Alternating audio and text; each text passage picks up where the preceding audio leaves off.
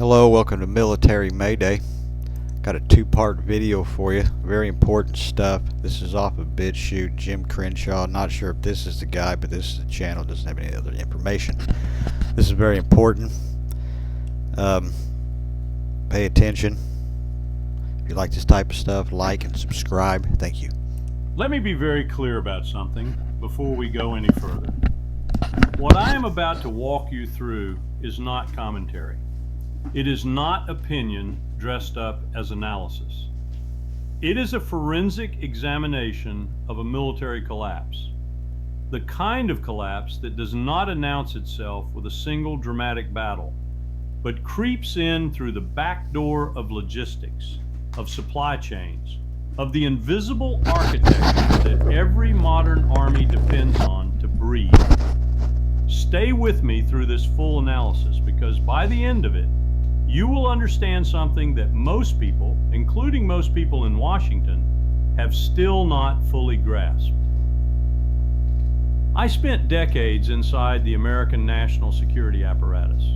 I served as Chief of Staff to the Secretary of State. I sat in rooms where the real decisions were made. And in all of that time, across all of the conflicts I studied, all of the war plans I reviewed, all of the intelligence assessments I read, I never, not once, saw a supply chain interdiction campaign executed with the speed, the precision, and the comprehensive strategic logic that Iran has now demonstrated against the IDF. What happened in these 5 days is going to be studied in war colleges for a generation. Not because it was dramatic, but because it was devastatingly, almost surgically complete. 5 days. Let that number sit for a moment.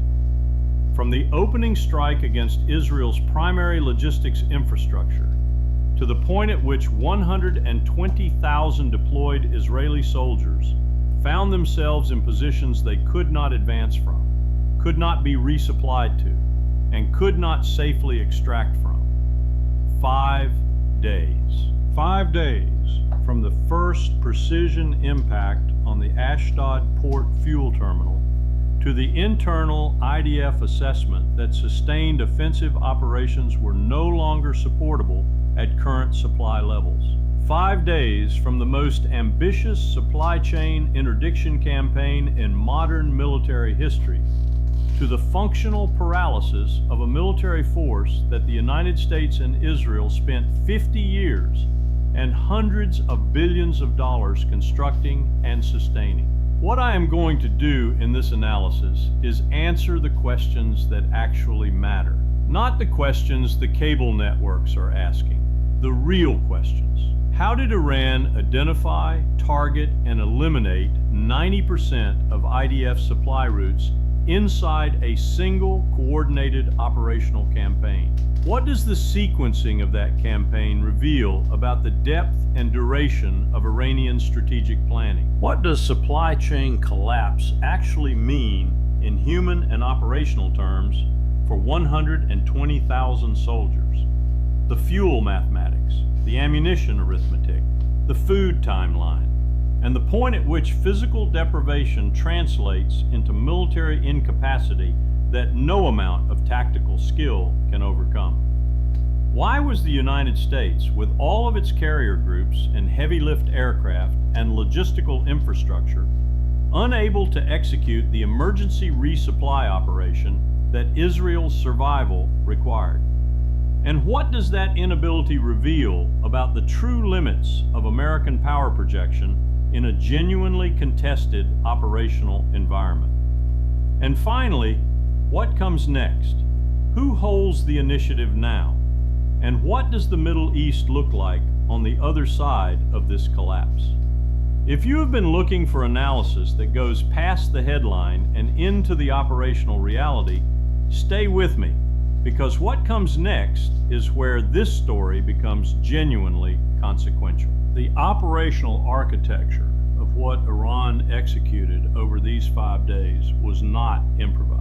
I want to make that absolutely clear, because the instinct in Western commentary is to attribute military success by non-Western actors to luck, to confusion on the other side, to some operational anomaly that explains away the result without requiring a fundamental revision of the underlying assumptions. That instinct is wrong in this case. What Iran executed was the product of years, and I do not use that word loosely, of systematic intelligence collection, target development, and operational planning. It was a 5-phase campaign in which each phase addressed a specific layer of the IDF logistics system, and in which the sequencing was designed with one explicit objective: to ensure that the destruction of each layer prevented any surviving layer from compensating. To understand why this campaign worked, you have to first understand what a modern army supply chain actually looks like. The popular image, trucks driving to the front with boxes of ammunition, is approximately as accurate as describing a modern jet fighter as a flying machine with guns. A military logistics system is a complex, interdependent architecture with multiple nodes, multiple pathways, and multiple redundancies specifically engineered to survive disruption at any individual point. The IDF system, refined over 50 years with American technical assistance and funded by American military aid, was among the most sophisticated logistics architectures in the region. Iran's operational planners understood that architecture in specific detail. They understood where the redundancies existed. More importantly, and this is where the professional sophistication of this campaign becomes genuinely striking, they understood that simultaneous attack across all redundant pathways simultaneously eliminates the redundancy advantage entirely. There is no backup when every backup has been struck at the same moment.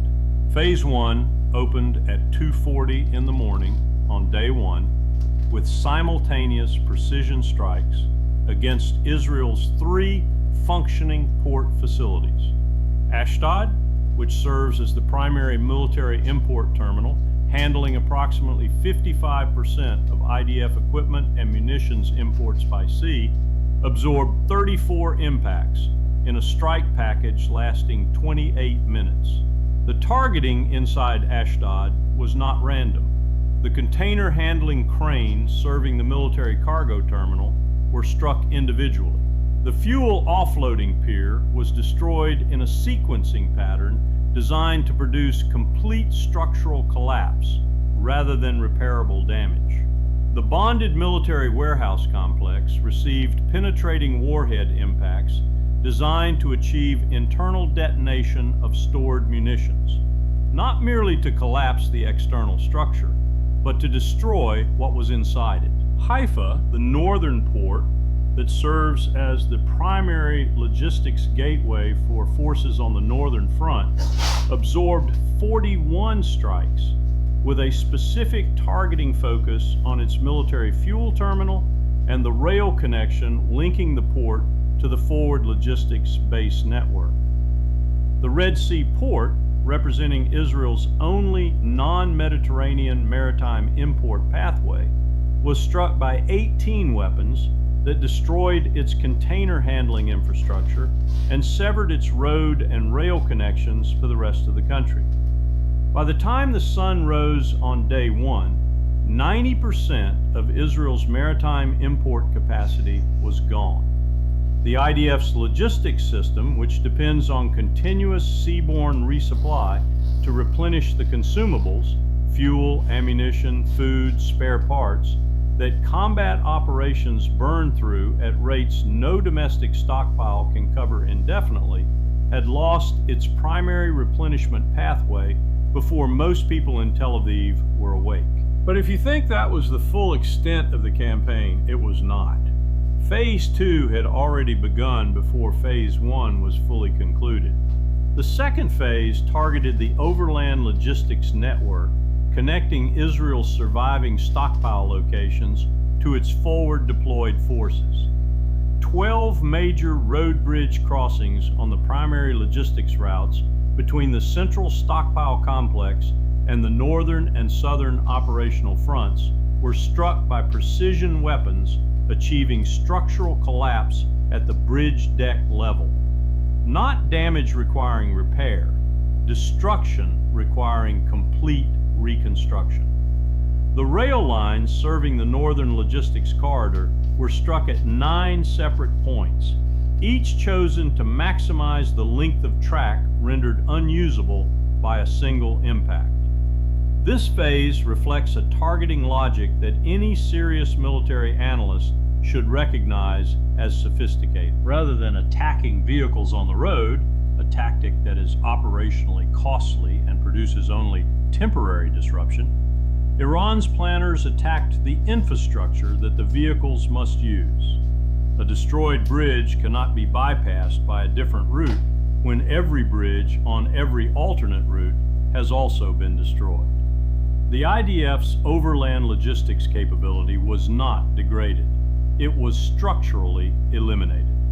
Phase 3, operating between hours 18 and 36, targeted the forward logistics depots, the stockpiles maintained in theater to sustain operations for a defined period without resupply. These facilities are hardened. They are dispersed.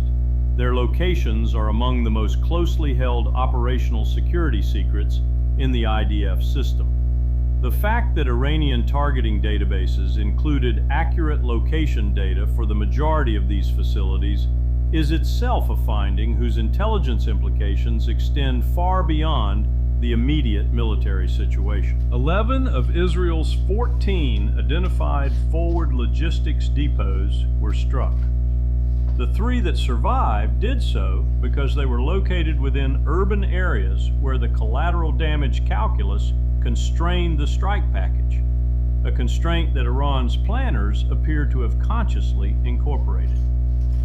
The surviving depot inventory represented supply availability of between 3 and 7 days at current consumption rates, and that clock was already running. And what comes next is where things take a serious turn. Phase 4 addressed the emergency resupply pathway that American and Israeli planners had identified as the primary compensating mechanism for maritime and overland interdiction: air logistics. The runways at Ben Gurion International Airport, serving as the primary entry point for air-delivered military cargo, were struck at 6 separate points with penetrating warheads designed to produce subsurface detonations, creating craters resistant to emergency repair. Ramon Airport in the south, the secondary air logistics facility, was struck simultaneously. The military airfields at Nevatim and Tel Naf, which have the runway capacity to handle heavy cargo aircraft, had already been rendered non-operational in the preceding strikes on IDF bases. By the end of Phase 4, Israel had no functional air cargo terminal capable of receiving the heavy lift aircraft that emergency military resupply requires. The air bridge that Washington needed to execute emergency resupply did not exist. And Washington, this is the part that matters, did not create this problem for itself. It was created for them. Phase 5 was not a discrete operational action.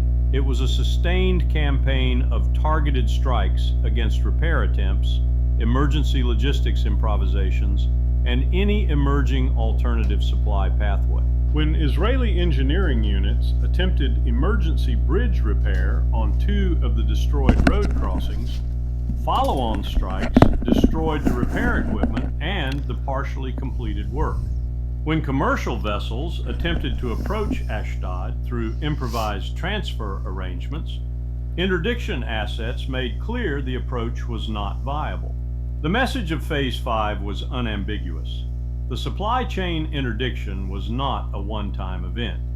It was a sustained operational condition that would be enforced until the strategic objectives that motivated it were achieved. Most people analyzing this situation stop at the military mechanics. And that is exactly why they miss what I am about to explain.